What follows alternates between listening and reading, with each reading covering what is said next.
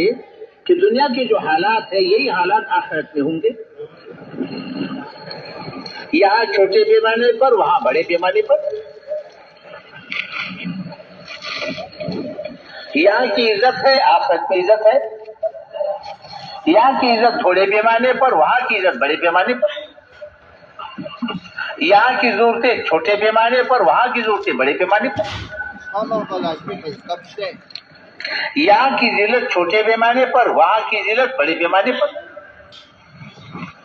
یہاں کا عذاب وہاں کا عذاب. یہاں کی راحت و آرام وہاں کی راحت و آرام. تو دنیا اس لیے پیدا فرمائی ہے کہ آخرت سمجھایا جائے. دنیا آخرت کے سمجھانے کے لیے اور آخرت کے بنانے کے لیے کہ اس دنیا میں دینی زندگی گزار کر کے اللہ سبحانہ و تعالیٰ کو راضی کیا جائے تاکہ آخرت کی ہمیشہ ہمیشہ کی مصیبتوں سے حفاظت ہو.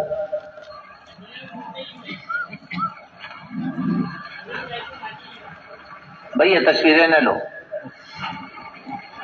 یہ بڑا پاکیزہ ماحول ہے. پاکیزہ ماحول کو گناہوں سے آلودہ نہ کرو.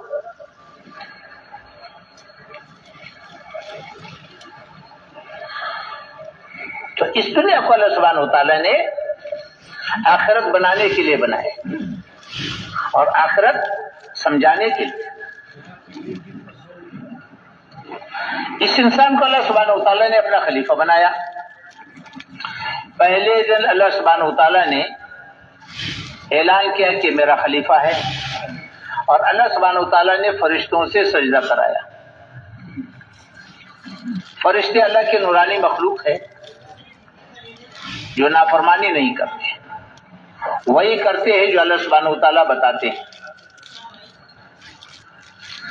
فرشتوں کو اللہ سبحانہ و تعالیٰ نے مختلف امور پر مقرر کیے ہیں جس میں تکوینی امور بھی ہے جو ہم آپ کو نظر آ رہے ہیں. ہواؤں پر فرشتے مقرر ہے، بارشوں پر فرشتے مقرر ہے، سورج پر ملائکہ مقرر ہے، چاند پر ملائکہ مقرر ہے، دن رات کے بدلنے پر ملائکہ مقرر ہے، حالات کے بدلنے پر ملائکہ مقرر ہے، پہاڑوں پر مقرر ہے، سمندروں پر مقرر ہے، روزی پہنچانے پر مقرر ہے، روح ڈالنے پر مقرر ہے، روح نکالنے پر مقرر ہے. جتنے امور ہم اور آپ کو نظر آ رہے ہیں سب پر فرشتوں کو اللہ نے مقرر فرمایا ہے. تو اللہ کے دربار سے ان کو احکامات ملتے ہیں، ان احکامات کو پورا کرتے ہیں.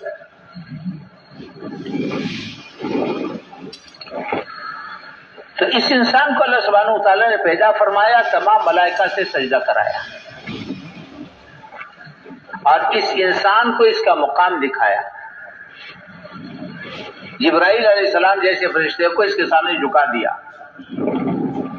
میکائیل علیہ السلام، اسرافیل علیہ السلام، ملک الموت، جنت کا داروغہ رضوان، جہنم کا داروغہ مالک، حاملین عرش، کرام الکاتبین، تمام فرشتوں کو اس کے سامنے سجدہ کرایا اور اس انسان کو اس کا مقام دکھایا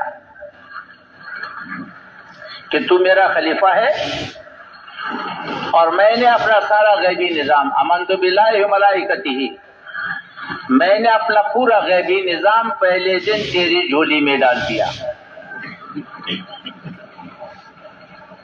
اگر تو خلافت کے مقام پر رہے گا اور جو میں نے نعمت عطا فرمائی ہے اس نعمت کی قدردانی کرے گا، جو دین میں نے تمہاری دنیا اور آخرت کی کامیابی کے لیے مقرر کیا ہے اس کی پابندی کرے گا، تو میرا خلیفہ ہے اور میں نے پہلے دن اپنی ساری کے ساری غیبی نظام تیری جھولی میں ڈال دیا. میرا پورا غیبی نظام تیرے ساتھ چلے گا اور 7 زمین 7 آسمان تمہارا کچھ نہیں بگاڑ سکیں گے. یہ پہلے دن انسان کو سمجھا بھی دیا، دکھا بھی دیا کہ تو میرا خلیفہ ہے. اگر تو اس مقام پر رہے گا، اس سے قدردانی کرے گا، تو میں نے سارا پورا غیبی نظام تیری جھولی میں ڈال دیا. جہاں تو جائے گا میرا سارا نظام تیرے ساتھ چلے گا. سارا نظام تیرے ہاں مستقر ہوگا، اور 7 آسمان 7 زمین تمہارا کچھ نہیں بگاڑ سکیں گے۔ لیکن ایک بات عجیب بات ہے کہ اس انسان کو اللہ نے مختار بنایا، دین پر چلنے کا، مجبور محض نہیں بنایا، مختار کل بھی نہیں بنایا۔ انسان مختار کل بھی نہیں ہے، مجبور محض بھی نہیں ہے، دین پر چلنے کا اس کو اختیار دیا۔ دین پر چلنا چاہتے ہو تو میرا خلیفہ ہے، میں نے غیبی نظام پہلے دن تیری جھولی میں ڈال دیا۔ دین پر چلنا نہیں چاہتے ہو، تیرے گلے میں رسی نہیں ڈالوں گا، صاف اعلان کیا۔ جو چاہے دین کو اختیار کرے، اسلام کو اختیار کرے، جو چاہے کفر اختیار کرے، تمہارے گلے میں رسی ڈال کر کے نہیں چلاؤں گا، اختیار ہے تمہیں۔ البتہ اس کے ساتھ ایک اور بھی فیصلہ کر لیا، جو دین پر چلنا نہیں چاہے گا، اس نعمت کی ناقدری کرے گا، اس نعمت کو ٹھکرائے گا، جو ساری مخلوقات میں سب سے بڑی نعمت ہے،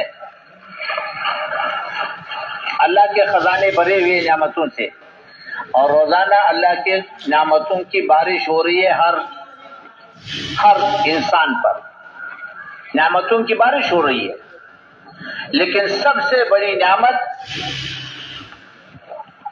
یہ دین ہے، خلافت ہے، اور خلافت کی زندگی ہے۔ اس سے بڑھ کر کے کوئی بڑی نعمت نہیں ہے۔ اب جو اس نعمت کی قدردانی کرے گا تو اللہ کا خلیفہ ہے، اللہ کا غیبی نظام ساتھ ہے۔ اگر ناقدری کرے گا تو اللہ کو کوئی پرواہ نہیں۔ البتہ ایسے انسان کا نام پھر اللہ سبحانہ وتعالی کے دربار میں انسانیت کی فہرست میں سے نکال لیا جاتا ہے۔ اللہ کا معاملہ انسان کے ساتھ ہے، حیوانوں کے ساتھ نہیں ہے، اور اللہ کے دربار میں یہ حیوان ہے، بلکہ حیوان سے بدتر ہے۔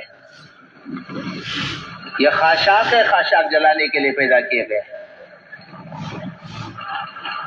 پھر یہ چونکہ نافرمان نہیں ہے، صرف نافرمان نہیں ہے، یہ باغی ہے، سب سے بڑا ناقدرہ ہے، سب سے بڑی نعمت کو اس نے ٹھکرایا نہیں، اس نے نعمت کی ناقدری نہیں کی، اس نے نعمت کی توہین کی ہے اور منعم کی توہین کی ہے۔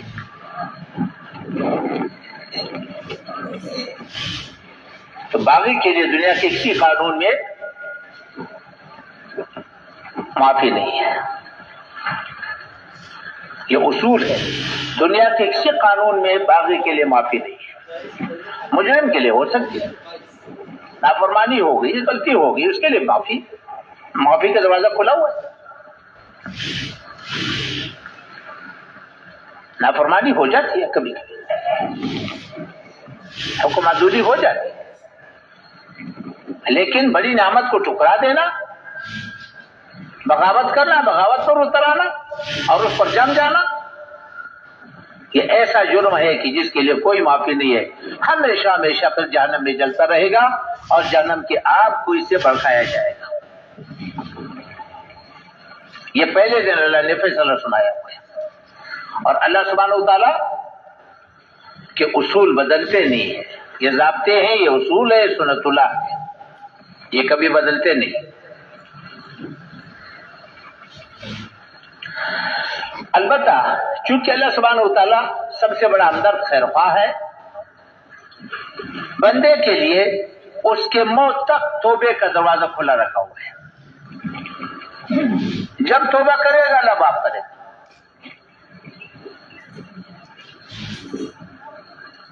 چاہے وہ گناہ سے توبہ کرے، چاہے وہ کفر سے توبہ کرے، اللہ نے دروازہ کھلا رکھا ہوا ہے اس کے موت تک، اور اس کے موت تک ساری زندگی اللہ سبحانہ وتعالیٰ اس کے توبے کا انتظار کرے، ایسا مہربان اللہ ہے۔ تو یہ دین انسانی ضرورت ہے، بنیادی ضرورت ہے۔ اللہ سبحانہ اگر ہم دینی زندگی کو دیکھیں، احکامات کی تقسیم کو دیکھیں، اس انسان کو اللہ نے اشرف المخلوقات کو بنایا ہے، لیکن اس انسان کو اللہ سبحانہ وتعالیٰ نے سب سے زیادہ محتاج بھی بنایا ہے۔ یہ انسان سب سے زیادہ محتاج، ساری مخلوقات میں سب سے زیادہ محتاج ہے، اس لیے کہ اکیلے زندگی نہیں گزار سکتا، یہ زندگی میں قدم قدم پر محتاج ہے، یہ بیوی کا محتاج ہے، یہ اولاد کا محتاج ہے، والدین کا محتاج ہے، یہ پڑوسی کا محتاج ہے، یہ حکمران کا محتاج ہے، یہ رعایا کا محتاج ہے، گلکار کا محتاج ہے، تاجر کا محتاج ہے، زمیندار کا محتاج ہے، کپڑے بنانے والے کا محتاج ہے، کپڑے سینے والے کا محتاج ہے، قدم قدم پر محتاج ہے۔ انسانوں کی ضرورتیں ایک دوسرے سے وابستہ ہے۔ اللہ سبحانہ و تعالیٰ نے اسی بنیاد پر احکامات بھیجے ہیں۔ ایک کی ضرورت دوسرے کی ذمہ داری ہے، ایک کی ضرورت دوسرے کی ذمہ داری ہے، تو اللہ سبحانہ و تعالیٰ نے احکامات اسی بنیاد پر بھیجے ہیں۔ والدین کی جو ضروریات اولاد سے وابستہ ہے، یا اللہ نے اولاد کا دین بنایا، اولاد کی جو ضرورتیں والدین سے وابستہ ہے، یا اللہ نے والدین کا دین بنایا۔ والدین دین پر چلیں گے اولاد کے لیے رحمت، اولاد دین پر چلے گی والدین کی رحمت۔ حکمرانوں کی ضرورتیں رعایا سے وابستہ کی ہے، یہ رعایا کا دین ہے، اور رعایا کی ضرورتیں حکمران سے وابستہ ہے، یہ حکمران کا دین ہے۔ دونوں دین پر چلیں گے، دونوں کے لیے رحمت۔ مالداروں کی ضرورتیں غریبوں سے وابستہ ہے، غریبوں کی ضرورتیں مالداروں سے وابستہ ہے، تاجروں سے ضرورتیں وابستہ ہے، اسی طرح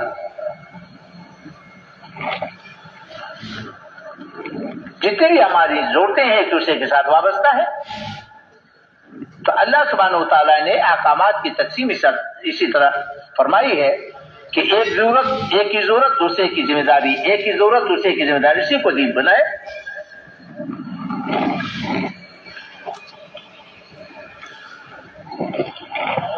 تو دین پر چلنے والا، دین پر چلنا انسانی ضرورت ہے، اور دین پر چلنے والا اللہ کو دیکھے گا اور محمد رسول اللہ صلی اللہ علیہ وسلم کو دیکھے گا، آخرت کو دیکھے گا، اور انسانی ہمدردی کی بنیاد پر چلے گا۔ دین ہمدردی کی بنیاد پر دیا گیا ہے، اس لیے دین پر چلنے والے کا کسی سے کوئی گلہ نہیں ہوتا،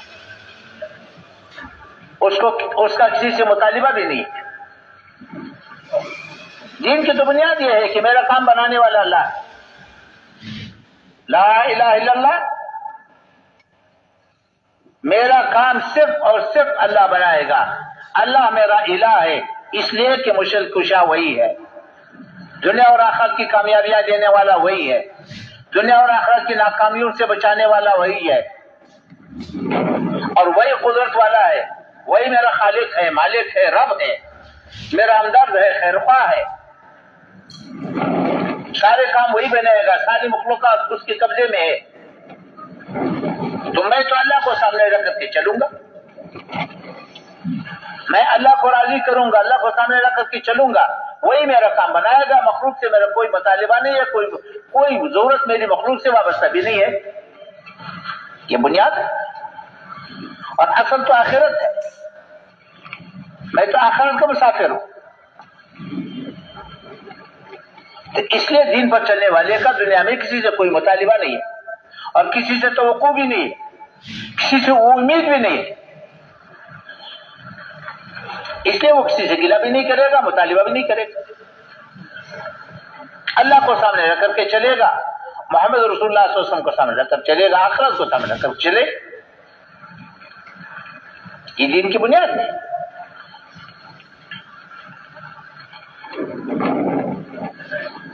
تو میرے محترم بھائی دوستو، اللہ نے احکامات کی تقسیم اسی طرح کی ہے۔ جب یہ دینی زندگی وجود میں آئے گی تو پھر کیا ہوگا؟ اللہ کا غیبی نظام ساتھ ہوگا، اللہ کا غیبی نظام ساتھ چلے گا، آسمانی نظام متوجہ ہوگا، اللہ سبحانہ وتعالی ہواؤں کو مسخر کرے گا، پانی کو مسخر کرے گا، آگ کو مسخر کرے گا، مخلوقات کو مسخر کر کے چلائے گا، اس کے سامنے ڈال دیا، پہلے دن ڈال دیا، کسی کا محتاج نہیں رہے گا۔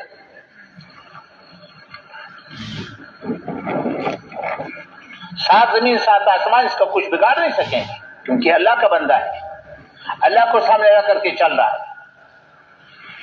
آخرت کو سامنے رکھ کر کے چل رہا ہے۔ جب دینی زندگی وجود میں آتی ہے تو پھر آسمانی نظام ساتھ چلے گا۔ اللہ سبحانہ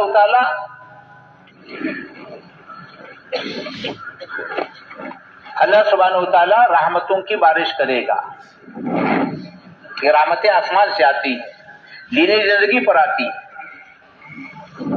رحمتوں کی خاصیت ہے دل پر رحمتوں کی بارش ہوتی ہے۔ دل کے اندر دو قسم کے جذبات ہیں،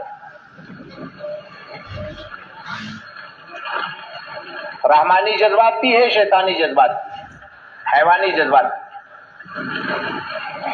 رحمانی جذبات کی پرورش ہوگی، تواضع، ایمانی کیفیات، آخرت کی فکر، ہمدردی، خیرخواہی، تواضع، قناعت، امانت داری، ان ساری صفات کی پرورش ہوگی، غیر محسوس طریقے سے ان صفات کی پرورش ہوگی۔ تو اس آدمی کے لیے دین پر چلنا آسانی کے ساتھ دین پر چلے گا، خیر کی طرف بھاگے گا، خیر کی طرف دوڑے گا، خیر کی طرف دوڑنا اس کے لیے آسان ہوگا۔ اور جو شیطانی جذبات ہے، کبر ہے، حسد ہے، کینہ ہے، بغض ہے، خیانت ہے، غبن ہے، دشمنی ہے، جیسے بارش کے نیچے انگارے رکھو تو بجھ جاتے ہیں، یہ صفات بجھ جاتی ہے۔ پھر یہ آدمی خیر کی چلتا ہے، یہ ان گناہوں کی طرف سے بھاگتا ہے، ان گناہوں سے بھاگتا رہتا ہے، بچتا رہتا ہے، غیر محسوس طریقے سے، اس کو کوئی تکلیف بھی نہیں ہوگی۔ اس کے اندر انسانی صفات ابھرتی ہے، یہ انسانی صفات کا مطلب پھر یہ جہاں جائے گا اس سے خیر پھیلے گا، لوگوں کو اس سے خیر ملے گا، یہ خیر کے پھیلانے کا ذریعہ بنے گا، خیر کے پھیلنے کا ذریعہ بنے گا۔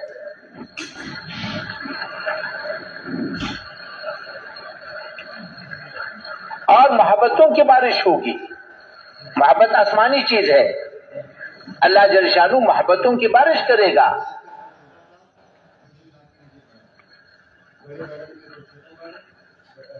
محبتوں کی بارش ہوگی اور برکتوں کی بارش ہوگی۔ جو کچھ اللہ عطا کرے گا اسی میں سے اس کی ضرورتوں کو پورا کرے گا، اس کو کسی کا محتاج نہیں بنائے گا۔ عمر میں برکت، مال میں برکت، اولاد میں برکت، زندگی میں برکت، علم میں برکت۔ یہ برکت تو دیکھنے کی چیز ہے، سمجھانے کی نہیں ہے، سمجھا کوئی نہیں سکتا۔ برکتوں کی بارش ہوگی، رحمتوں کی بارش ہوگی، برکتوں کی بارش ہوگی، محبتوں کی بارش ہوگی، اطمینان کی بارش ہوگی۔ اللہ سبحانہ اطمینان آسمانی چیز ہے، اللہ سبحانہ و تعالیٰ اطمینان عطا کرے گا۔ چونپڑی میں رہے گا مطمئن ہوگا، بیماری آئے گی پریشانی نہیں ہوگی، تنگی آئے گی پریشانی نہیں ہوگی، مقدر کی مشکلات آتی رہیں گی لیکن پریشانی نہیں آئے گی اس کے ساتھ۔ تو اللہ سبحانہ و تعالیٰ اللہ ہے۔ ابراہیم علیہ السلام کو آگ میں اطمینان عطا فرمایا، یوسف علیہ السلام کو جیل میں اطمینان عطا فرمایا، ایوب علیہ السلام کو بیماری میں اطمینان عطا فرمایا، اور سلیمان علیہ السلام کو تخت میں اطمینان عطا فرمایا۔ اللہ ہے۔ یہ ساری آسمانی چیزیں ہیں۔ جو آسمانی چیزوں کو زمین پر تلاش کرے گا تو ساری زندگی پریشانی رہے گا۔ آسمانی زندگی چیزیں تو دین سے وابستہ ہے، دینی زندگی وجود میں آئے گی تو آسمانی چیزوں کی بارش ہوگی،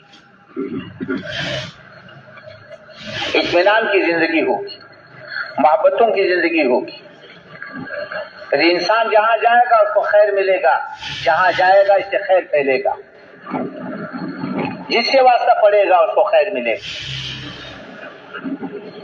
پھر اللہ سبحانہ وتعالیٰ آسمانی نظام کو متحرک کرے گا۔ ساری دنیا کے انسانوں کے دل اللہ کے قبضے میں ہیں۔ اللہ سبحانہ وتعالیٰ حکمرانوں کو ہمدرد بنائے گا، خیر خواہ بنائے گا۔ ہاں، تو حکمران خیر خواہ ہوں گے، ہمدرد ہوں گے، عادل ہوں گے، حکمران دلوں کو اللہ بدل دے گا۔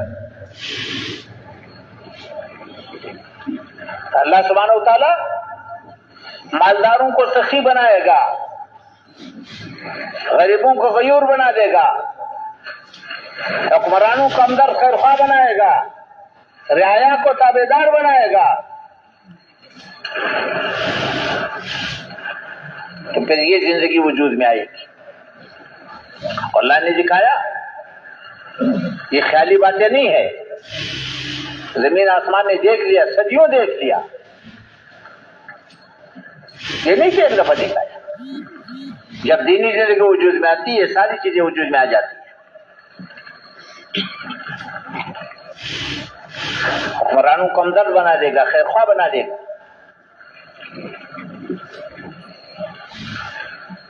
عبد الرحمن بن عوف رضی اللہ تعالیٰ عنہ نے عمر فاروق رضی اللہ عنہ سے کہا کہ امیر المومنین آپ ذرا نرمی فرمائے، آپ کے خوف سے گھروں کے اندر کنواری لڑکیاں گھبراتی ہیں۔ حضرت عمر رضی اللہ عنہ نے فرمایا کہ اللہ کا احسان ہے، اللہ کا شکر ہے کہ اللہ سبحانہ وتعالیٰ نے لوگوں کے دلوں کو میرے روب سے بھر دیا اور میرے دل کو ان کی محبت سے بھر دیا۔ اگلا جملہ فرمایا کہ عبد الرحمن یاد رکھو، اگر لوگوں کو پتہ چلا کہ میرے دل میں ان کے لیے کتنی محبت ہے، اگر لوگوں کو پتہ چل گیا کہ میرے دل میں ان کے لیے کتنی محبت ہے، میرے بدن کے کپڑوں کا ایک تار بھی میرے وجود پر نہیں چھوڑے گی۔ اللہ نے میرے دل میں اس کے لیے کتنی محبت ڈالی۔ ایسے حکمران ہوں گے، ساری رات سارا دن رعایا کے لیے بے چین پھریں، ان کے خیر خواہی کے لیے بے چین ہوں گے، ان کی ہمدردی کے لیے بے چین ہوں گے۔ یہ ایک نہیں تھا، سب کے حالات ایسے تھے۔ ایک حکمران کو بلایا، جب وہ آیا 1500 کلومیٹر کا سفر پیدل کر کے آیا کہ تمہارے اوپر سواری نہیں تھی؟ کہ نہیں، سواری کوئی نہیں۔ کہ کیوں؟ کہ میری اپنی تھی نہیں، کسی سے مانگی نہیں۔ تو ایک جملہ زبان سے نکلا، تو برے لوگ ہیں جنہوں نے اپنے حکمران کو، اپنے امیر کو سواری دی نہیں تھی۔ فوراً عرض کیا امیر المومنین یہ غیبت ہے، اللہ نے غیبت سے منع کیا ہے، میں صبح اس کو نماز پر چھوڑ کر کے آیا ہوں۔ اب کیسے کہتے ہیں برے لوگ؟ امیر المومنین کو فرما رہے، کہہ رہے ہیں۔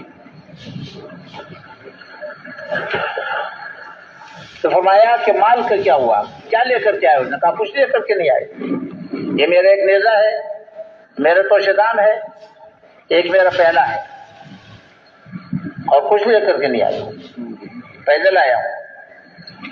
مال کا کیا ہوا؟ کہ مال وہیں تقسیم کیا، واپس نہیں جاؤں گا، میں پچھلے 2 سال کا حساب نہیں دے سکتا۔ گھر کی طرف چل دیا، گھر مدینے سے باہر تھا۔ یہ میں صرف ایک واقعہ سنا رہا ہوں، ایسے سارے کے سارے ایسے اتنے واقعات ہیں کہ سیرت بری ہوئی ہے ان کے واقعات سے، ایک سے ایک کے واقعات ایسی۔ تو امیر المومنین نے ایک آدمی کو تھیلا دیا اور ساتھ بھیجا کہ جا کر کے وہاں پر اس کے حالات دیکھ کر کے آؤ، اگر واقعی یہ حالات ہو تھیلا دے کر کے آؤ۔ مختصر عرض کرتا ہوں جب وہ گیا وہاں جا کر کے دیکھا 3 دن اس کے ساتھ گزارے تو اس کے پاس تو کچھ نہیں تھا. 3 دن اس کا مہمان رہا. 3 دن کے بعد اس نے کہا کہ بھائی مہمان کا حق 3 دن ہوتا ہے, اس کے بعد ہمیں مزید مشقت میں نہ ڈالو. تھیلا پیش کیا کہ کس نے دیا, کہ امیر المومنین نے دیا, آپ کے لیے دیا.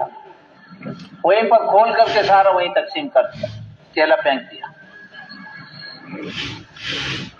اور گھر کے اندر حال یہ تھا کہ مہمان کو کھلانے کے لیے تھا, بچے اس کے پاس کچھ نہیں تھا.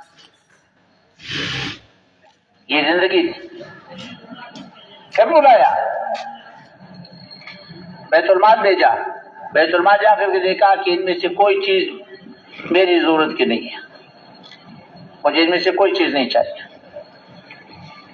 البتہ فلانے کے ماں کے کپڑے, ایک جوڑا کپڑا چاہیے بس. ایک جوڑا کپڑا لے لیا اور روانہ ہو گئے. تو حضرت عمر رضی اللہ عنہ نے دعا مانگی کہ یا اللہ اگر عمر جیسا آدمی میرے خلافت میں نہ ہو, یا اللہ مجھے زندگی نہیں چاہیے. حکمران ایسے ہوں گے. یہ تو ایک ہی بات ہے, عمومی فضا تھی. لوگ مال لے کر کے آتے تھے, بازاروں میں پھرتے تھے, لینے والا کوئی نہیں تھا. معاویہ رضی اللہ عنہ کے زمانے میں ایسے ہی حال تھا. امن کا یہ حال تھا. معاویہ رضی اللہ عنہ کے زمانے میں ایک حکمران نے گھنٹے کی آواز سنی, پوچھا یہ کیا ہے, کہ جی لوگ پہرا دے رہے. خبردار کوئی پہرا نہیں. کیا پہرا ہے؟ یہاں سے لے کر کے رہے تک اگر ایک رسی بھی گم ہو گئی تو میرے گریبان پکڑ کر کے لے لو. اتنا امن. اور خن لکھا ہے کہ معاویہ رضی اللہ عنہ کے زمانے میں لوگ اپنے کیوار کھلے چھوڑ کر کے سوتے تھے. گھروں کے اندر کنواری لڑکیاں اطمینان کے ساتھ سوتی تھی, گھروں کی کیوار کھلے رہتے تھے. ایک آدمی عراق سے آیا, حضرت عمر رضی اللہ عنہ نے پوچھا کیسے آنا ہوا, لوگوں کو کیسے پایا, کہ اپنے باپ آپ کی اولاد جیسے پایا. ایسی اطمینان کی زندگی اللہ عطا کرے گا. ایسے حکمران ملیں گے, ایسے مالدار ملیں گے. حسن رضی اللہ عنہ کے پاس ایک آدمی آیا, اپنی ضرورت پیش کی. اس کی جولی میں 3,300 دینار, 50,000 درہم اس کی جولی میں. حضرت طلحہ رضی اللہ عنہ رات کو بے چین پھر رہے ہیں. گھر والی نے پوچھا کیا ہوا, کیا بے چینی ہے, کہ جی مال آیا ہے, مال 4 لاکھ کا مال آیا ہے, رات ہے تقسیم کیسے کروں. کو بلا کر کے تقسیم کیا. قافلہ آیا 700 اونٹوں کا, کھانے پینے کے سامان سے لدا ہوا ہے. عبد الرحمن بن عوف کا قافلہ مدینہ منورہ پہنچا, سارا کا سارا قافلہ ایک دن میں تقسیم کر دیا. تو یہ مالدار یہ ہوں گے. عمومی فضا تھی. میں اس لیے عرض کر رہا ہوں کہ جب دینی زندگی وجود میں آتی ہے تو آسمانی نظام ساتھ چلے گا. حکمرانوں کو ہمدرد بنائے گا, خیر خواہ بنائے گا, رعایا کو تابعدار بنائے گا, مالداروں کو سخی بنائے گا, غریبوں کو غیور بنائے گا. 3 دن کا فاقہ برداشت کریں گے, کسی کی مان سے ہم دیکھیں گے نہیں. یہ آسمانی نظام چلے گا. اطمینان کی زندگی ملے گی, اطمینان کی بارش ہوگی, محبتوں کی بارش ہوگی, رحمتوں کی بارش ہوگی, برکتوں کی بارش ہوگی. دنیا کی زندگی جنت بنے گی. ہاں, اور میرے محترم بھائیو دوستو, اگر دینی زندگی نہ رہی تو دنیا جہنم بنے گی. دنیا تو سب ایک دوسرے سے بیزار ہوں گے. جہنم کی وہ زندگی وجود میں آئے گی. حکمرانوں کو ظالم بنا دے گا, حریص بنا دے گا, رعایا کو سرکش بنا دے گا, مالداروں کو بخیل بنا دے گا, غریبوں کو نافرمان بنا دے گا. تو جہنم کے جذبے وجود میں آئیں گے. جہنم ایک دوسرے پر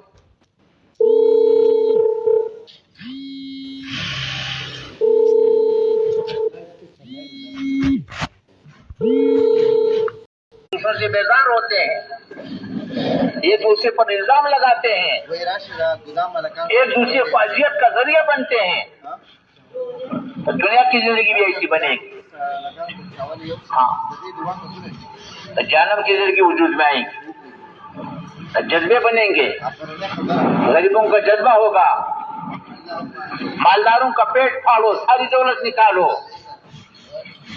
مالداروں کا جذبہ ہوگا، غریبوں کو خون چوس لو، کتوں کی لڑائیوں پر لگاؤ، مگر غریب کو نوالا مت دو. بڑی بڑی عمارتوں پر لگاؤ، بڑی بڑی شادیوں پر لگاؤ، فضول خرچوں پر لگاؤ، عیاشیوں پر لگاؤ، غریب کو نوالا مت دو. جذبے بنیں گے.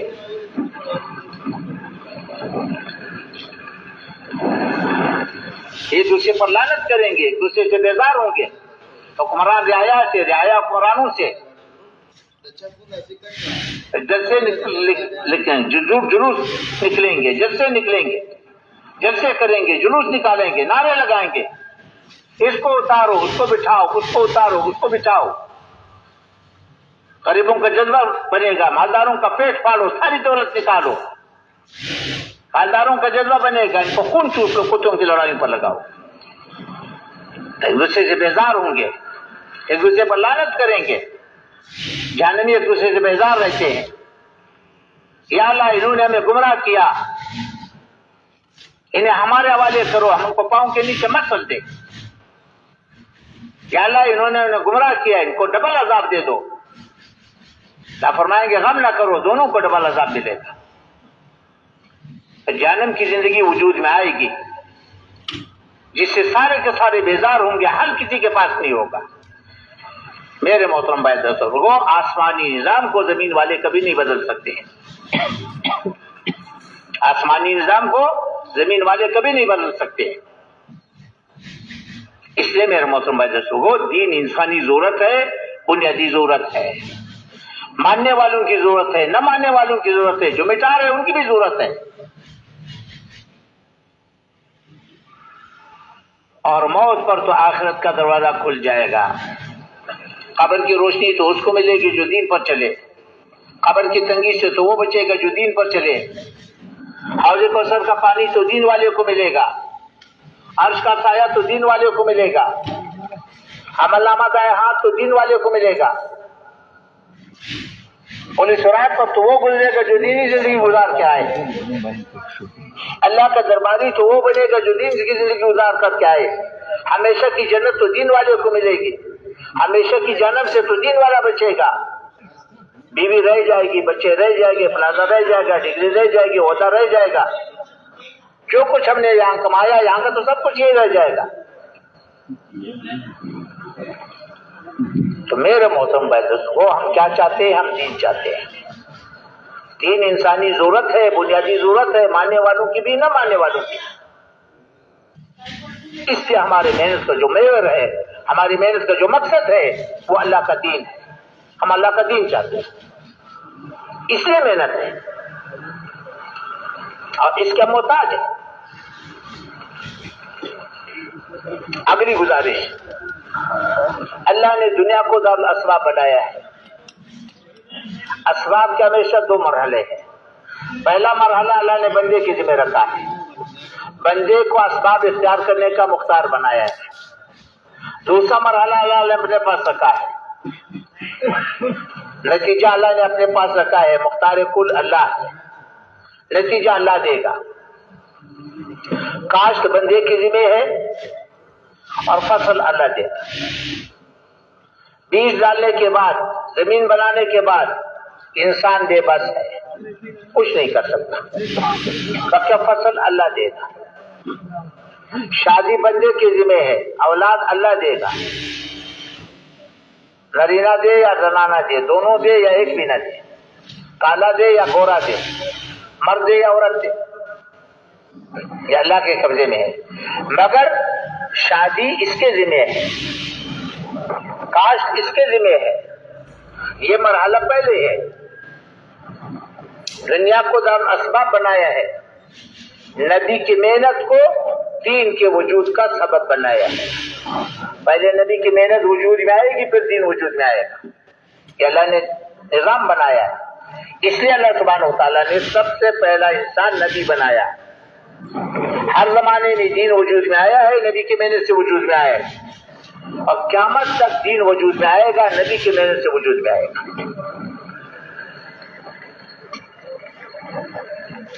تو نبی کی محنت دین کا سبب ہے. نبی کی محنت ہوگی تو دینی زندگی وجود میں آئے گی. اگر نبی کی محنت نہیں ہوگی تو دینی زندگی خود بخود مٹے گی، دینی زندگی خود بخود ختم ہوگی. حضور اقدس صلی اللہ علیہ وسلم کو اللہ نے خاتم الانبیاء بنایا. حضور صلی اللہ علیہ وسلم کو اللہ نے خاتم الانبیاء بنایا. انسانیت میں سب سے اونچا مقام نبی کا ہے.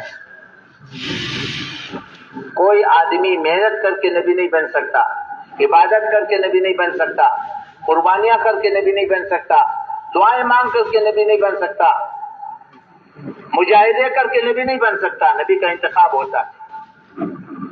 اللہ نبی کا انتخاب کرتا ہے، جس کو چاہے بننے بھی بنا دے. تو جیسے نبی کا انتخاب ہوتا ہے، اس امت کا بھی اللہ نے انتخاب کیا.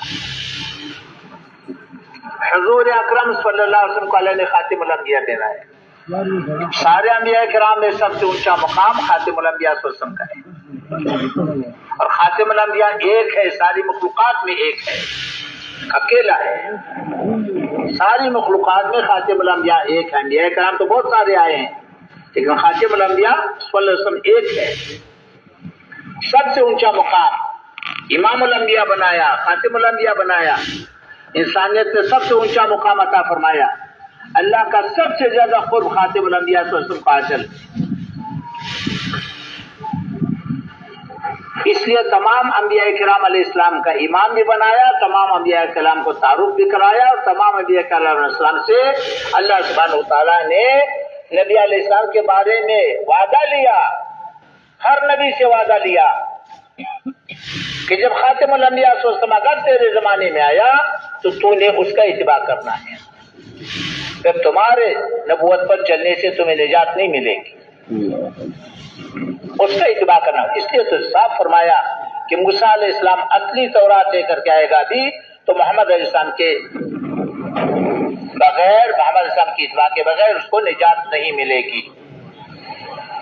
صاف فرما دیا. تو میرے محترم بھائی دوستوں، نبی علیہ السلام کے بعد کوئی نبی نہیں آئے گا. یہ بہت بڑا اعزاز ہے ختم نبوت. تو خاتم الانبیاء کے بعد کوئی نبی نہیں. اب وہ محنت اللہ نے اس امت کو عطا فرمائی ہے جو سب سے بڑا انعام ہے. تو سب سے پہلے اس محنت کی ذمہ داری ہے ختم نبوت. نبی علیہ السلام کے بعد کوئی نبی نہیں آئے گا. جو نبی علیہ السلام کے بعد کسی کی نبوت کا اقرار کرے گا وہ پکا بھی ایمان ہے. جو نبوت کا دعویٰ کرے گا وہ بھی ایمان، جو اس کی نبوت کی تائید کرے گا وہ بھی پکا بھی ایمان. اب یہ ذمہ داری ہے، پہلے اس ذمہ داری کو سمجھنے کی ضرورت ہے. ہر فرد امت کے لیے ضروری ہے. یہ اعزاز بھی ہے، یہ ذمہ داری بھی ہے. خاتم الانبیاء صلی اللہ علیہ وسلم کا امتی بننا بہت بڑا اعزاز ہے. یہ ذمہ داری بھی ہے، نعمت بھی ہے، ذمہ داری بھی ہے. سب سے بڑا کام بڑے آدمی کو دیا جاتا ہے، اور بڑے آدمی کو بڑا کام دیا جاتا ہے. نبی سب سے اونچا، سب سے بڑا آدمی، اس کا کام سب سے بڑا. ہم نے اللہ جل شانہ کے ساتھ دو وعدے کیے ہیں، معاہدے ہیں، وعدے ہیں. پہلا وعدہ کلمے میں ہے، لا الہ الا اللہ محمد رسول اللہ. کیا وعدہ کیا ہے کہ اللہ تیرے مان کے چلوں اور تیرے نبی صلی اللہ علیہ وسلم کے طریقے پر مان کے چلوں گا. یہ وعدہ ہے، اور اس کی پوچھ ہوگی. اللہ سبحانہ و تعالیٰ ہمارے عمل کو پیش کرے گا. ہر عمل کو نبی علیہ السلام کے طریقے کے ساتھ موازنہ کرے گا. چھوٹا عمل ہے یا بڑا عمل ہے، جو اس کے مطابق ہوگا اس کا انعام ملے گا، جو اس کے خلاف ہوگا اس کی سزا مقرر ہے. پھر اللہ بادشاہ ہے، سزا دے یا نہ دے، یہ ضابطہ ہے.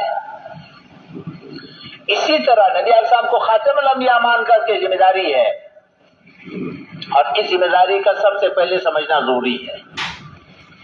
یہ وعدہ ہے بندے اور اللہ کے ساتھ. کیا وعدہ ہے؟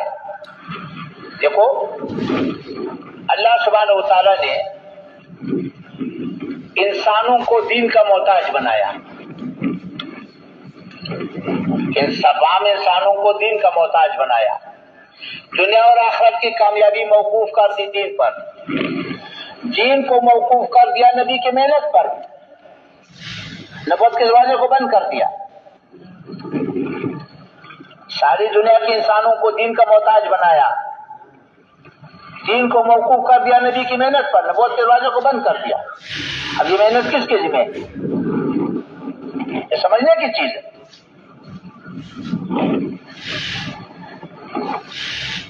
ऐसा बात कोई नबी नहीं आएगा, क्या मतलब? ये जिम्मेदारी भी है, ये एजाज भी है। अब वो मेहनत तेरे जिम्मे है जो नबी लेकर के आया, पूरा दिन मेरे जिम्मे है, पूरा आलम मेरे जिम्मे है, आने वाली नस्लें मेरे जिम्मे है। क्या करना है ये बात की बात है, कैसे करना है ये बात की बात है। पहले तो जिम्मेदारी का एहसास कि मेरे जिम्मे है कितना। 470 करोड़ इंसानी आबादी कलमे से मारूम। अब हम और आपसे पूछा जाएगा, हमसे ये पूछा जाएगा, 470 करोड़ इंसानी आबादी जो कलमे से मारूम है, इनका दीन में हक है या नहीं? अगर हक है तो किसके जिम्मे है? आया उम्मत इसको मानने के लिए तैयार है? उम्मत हक को तस्लीम करेगा तो अदायगी का सोचेगा। अगर तस्लीम नहीं कर रहा तो खत्म रोज का क्या मतलब? खत्म रोज को क्या समझा? इसलिए मेरे मोहतरम भाई हो, सबसे पहले तो जिम्मेदारी को सामने रखा, पूरा दीन हमारे जिम्मे, पूरा आलम हमारे जिम्मे, आने वाली नस्लें हमारे जिम्मे। अब हमें क्या करना है? तो मेहनत से पहले सबसे पहले जिम्मेदारी का हिसाब में आने वाली नस्लें, खत्म रोज का तकाजा है। 700 करोड़ इंसानी आबादी में से अगर एक आदमी दीन पर है और 700 करोड़ इंसानी आबादी नाफरमानी पर है, तो खत्म नबूवत का तकाजा है कि एक आदमी से 700 करोड़ इंसानों की पूछ होगी। अगर 700 करोड़ इंसानी आबादी दीन पर है, एक आदमी नाफरमानी पर है, तो खत्म नबूवत का तकाजा है कि 700 करोड़ इंसानों से एक आदमी की पूछ होगी।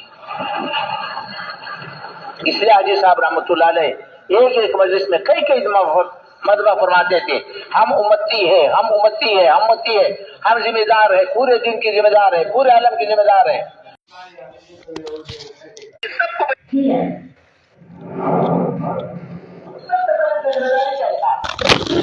हम जिम्मेदार है, पूरे दिन की जिम्मेदार है, पूरे आलम की जिम्मेदार है, आने वाले सब जिम्मेदार है, मैं जिम्मेदार हूं।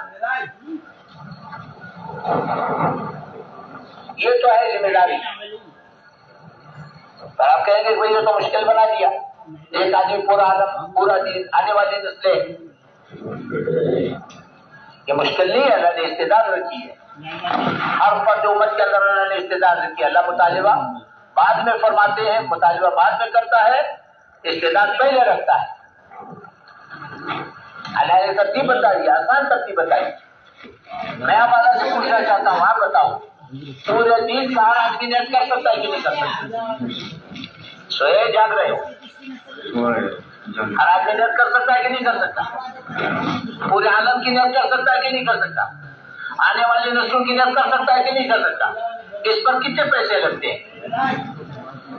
और सबसे बड़ा मुतालिबा तो यही, पूरा दिन सामने हो, पूरा आलम सामने हो, आने वाली नस्लें सामने हो, मुझे क्या करना है तो बात की बात हर आदमी कर सकता है। फिर उसके बाद तदबीर बताइए, आसान तदबीर बताइए। 230 करोड़ मुसलमान आबादी, सारे के सारे नबी अलैहिस्सलाम को खातिम अल-अंबिया मानते हैं, सब नबी अलैहिस्सलाम को खातिम अल-अंबिया मानते हैं। लेकिन ये सबक को भूल गए जैसे हम भूल गए।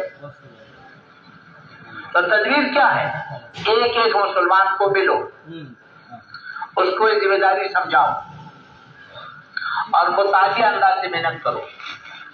उसको समझा करके उसको अगले के पास भेजो, अगले को अगले के पास भेजो। तो इस तरह ये मेहनत फैलता रहेगा।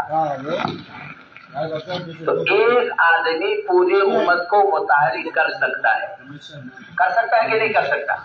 کر کے دکھایا. 14ویں صدی کا ایک مسلمان کھڑا ہو گیا، نبی نہیں تھا، صحابی نہیں تھا، 14ویں صدی کا مسلمان تھا، کھڑا ہو گیا، پوری امت کو متحرک کیا کہ نہیں کیا؟ مولوی رحمۃ اللہ علیہ ایک آدمی سے کھڑے ہو گئے، پوری امت کو متحرک کر دیا. یہ استعداد اللہ نے ہر امت کے اندر رکھا ہے. اس لیے میں عرض کر رہا ہوں کہ اللہ سبحانہ و تعالیٰ پہلے استعداد دیتا ہے پھر مطالبہ کرتا ہے. جس کا استعداد نہ رکھا اس کا مطالبہ بھی نہیں کرتا. یہ تو ہر امت کے اندر موجود ہے. اس وقت ہمارا مسئلہ یہ ہے کہ میں نے پہلے عرض کیا کہ ذمہ داری کا احساس پہلے ہے، پہلے ذمہ داری کا احساس ہے، پھر اس کے بعد کیا کرنا ہے یہ بات کی بات ہے. پہلے تو ختم نبوت کے تو پھر پورے دین کی ذمہ داری، پورے عالم کی ذمہ داری، آنے والے کے انسانوں کی ذمہ داری. اب اس ذمہ داری کو دے کر کے اب مجھے کیا کرنا ہے؟ اس وقت ہمارا مسئلہ یہ ہے، ہمیں مشکل یہ پیش آ رہی ہے کہ دین کا کام کرنے والے جو بھی ہے، جس شکل میں بھی ہے، جہاں بھی ہے، دین کا کام اور محنت کرنے والے جتنا کر رہا ہے اس سے زیادہ اپنے ذمہ نہیں سمجھ رہا، حالانکہ اس سے زیادہ اس کے ذمہ ہے. جتنا کر رہا ہے اس سے زیادہ اپنے ذمہ نہیں سمجھتا، اس سے زیادہ کے لیے اپنے آپ کو معذور سمجھتا ہے، لیکن معذور نہیں.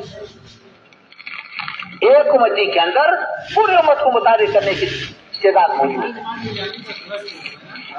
تو اس سے سب سے پہلا مطالبہ ختم نبوت کا تقاضا یہ ہے کہ پورا دین ذمہ ہو، پورا عالم، آنے والی نسلیں اس ذمہ داری کو سامنے رکھ کر کے اب مجھے کیا کرنا ہے. محنت بات کی بات ہے، پہلے تو ذمہ داری ہے، ذمہ داری کا احساس ہے، ذمہ داری کی سمجھداری ہے. اب کیا کرنا ہے؟ اب سوچیں 470 کروڑ انسانی آبادی کلمے سے کیوں معروم ہے؟ اب دیکھو 470 کروڑ انسانی آبادی کلمے سے کیوں معروم ہے؟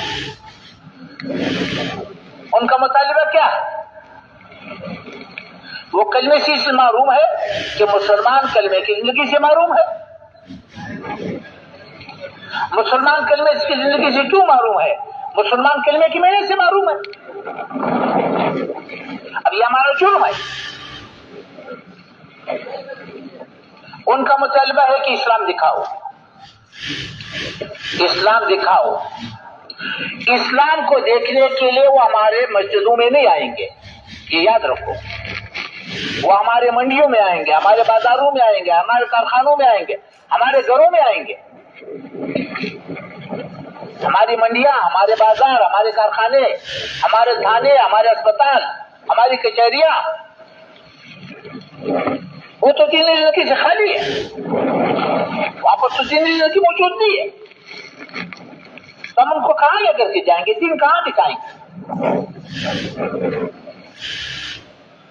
دیکھو ایک بات میں ارشاد دوں، دنیا میں سب سے زیادہ دیندار علاقہ جو سمجھا جاتا ہے یہ ہمارے پٹھانوں کا علاقہ سمجھا جاتا ہے، یہاں بھی ہے. اور واقعی دینداری یہاں زیادہ ہے. جو سب سے زیادہ دیندار علاقہ سمجھا جاتا ہے وہ ہمارے پٹھانوں کا علاقہ سمجھا جاتا ہے. میں آپ والا سے پوچھتا ہوں، ہمارے بازاروں میں دین ہے، ہمارے کارخانوں میں دین ہے، ہمارے تھانوں میں دین ہے، ہمارے اسپتالوں میں ہے. وہ تو سارے اسی کفری بنیادوں پر چل رہی. تو اسلام دکھاؤ تو کہاں دکھاؤ؟ وہ تو کہتے ہیں اسلام دکھاؤ. وہ اسلام تو ہمارے پاس ہے نہیں جو ہم دکھانے کے لیے. ہمیں یہ خوش فہمی ہے کہ اسلام محفوظ ہے. محفوظ تو ہے، لیکن محفوظ الماریوں میں ہے یا زندگیوں میں ہے؟ بازار کا دین تو الماری میں بند ہے، کارخانے کے دین تو الماری میں بند ہے، زبان کا دین تو الماری میں بند ہے، وہ تو الماری میں بند ہے. اقامت دین کس کو کہتے ہیں؟ جو دین مٹا ہوا ہے اس کو وجود میں دے. یہ اقامت دین ہے. یہ اقامت دین کی محنت ہے. الماری کا دین بازار میں آ جائے. ہمیں یہ خوش فہمی ہے کہ دین تو محفوظ ہے، محفوظ تو ہے لیکن کہاں پر محفوظ ہے؟ تو اس لیے میرے محترم بھائی وہ کفار کلمے سے کیوں معروم ہے، مسلمان کلمے کی زندگی سے معروم ہے؟ کلمے کی زندگی ہوگی تو پہلے ہی، کلمے کی زندگی تو ہمارے پاس نہیں رہی۔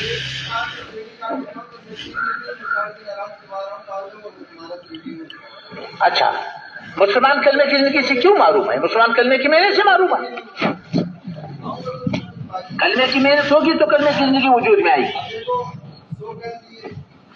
دیکھو محنت کو سمجھنے کی ضرورت ہے۔ محنت پہ سب سے پہلی ذمہ داری ہے، سب سے پہلی ذمہ داری ہے پورے دین کو سامنے رکھ کر، پورے عالم کو سامنے رکھ کر، آنے والی نسلوں کو سامنے رکھ کر کے اس ذمہ داری کے ساتھ محنت کرنا۔ ہماری غلط محنت کی وجہ سے دنیا میں کفر پھیلا ہوا ہے۔ غلط محنت کیا ہے کہ ہم نے دین اور دین کی محنت کو مال والوں کا محتاج بنایا ہے۔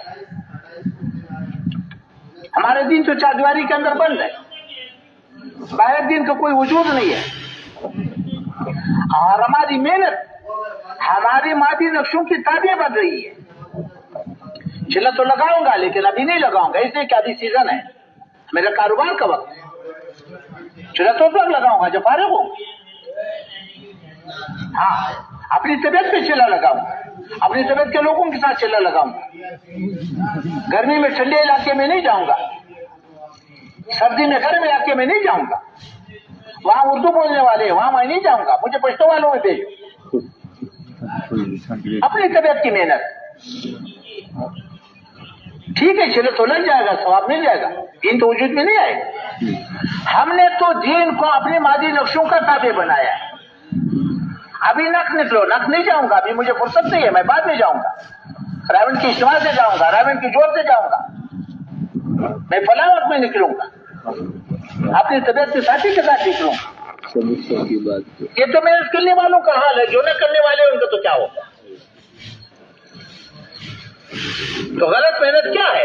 اپنی محنت کو، اپنے دین کو مال اور مال والوں کا تابع بنانا، یہ غلط محنت ہے۔ وہ تو اس محنت سے دین وجود میں آئے گا جو آزاد ہو، مادی نقشوں کا پابند نہ ہو۔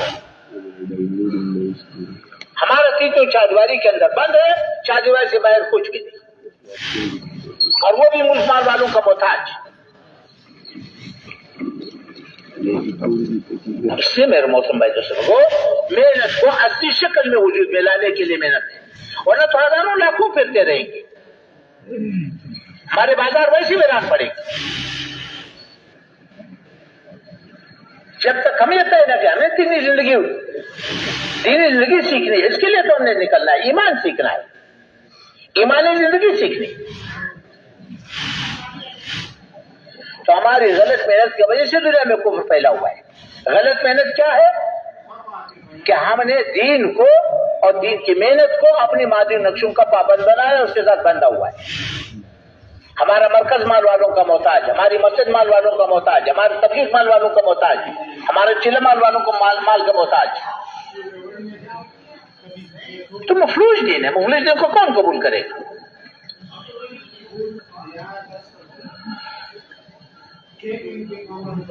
اس لیے سب سے پہلے محنت کا محور کیا ہے؟ اللہ کو ساتھ لینا، اللہ کو ساتھ لینا یہ ہماری ضرورت ہے۔ تو اس لیے کہاں سے شروع کرنا ہے؟